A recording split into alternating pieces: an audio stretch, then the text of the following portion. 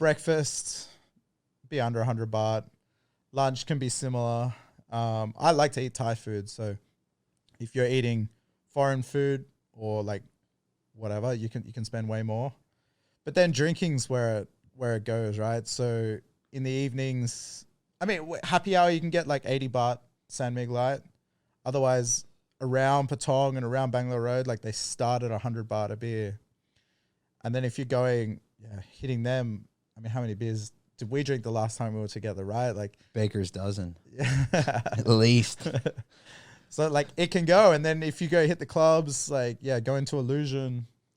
I would buy a bottle in Illusion because it's just a better option, but it's not cheap. Yeah, they're probably 4,000 or 5,000. Yeah, and you can spend insane amounts of money, Yeah, I did a post on that or a reel, and we got a lot of backlash on it.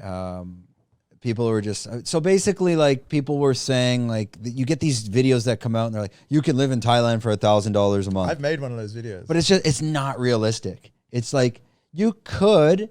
And by the end of the month, like it's kind of like you put yourself through a little bit of torture to do that, I would think. Yeah, like so the one I made, it was more of a challenge kind of thing. It was like, could you live here for $1,000 a month? And I use Bangkok as an example, and I think you can live in Bangkok much cheaper than here.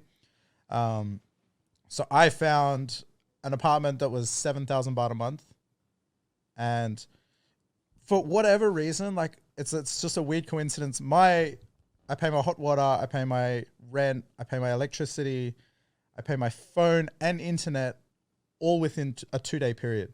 It's just a coincidence the way it worked out, but it's just like a massive hit. But the advantage of that is like, it's actually just after I get paid as well. So I can knock that all out of the way, and then that's my expenses for the month. So for that video, I found an apartment that was 7,000 baht for a month. I used my electricity bill, which I think was around 2,000 baht.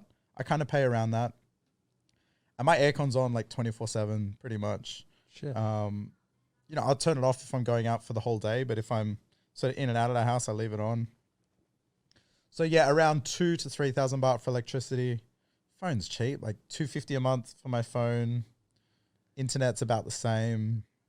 So that's your bills. And then like I went out and I was like, okay, like remember when you're young and you're broke all the time, you budget. So like you spend fuck all during the week so that on the weekend you can go out and blow it all.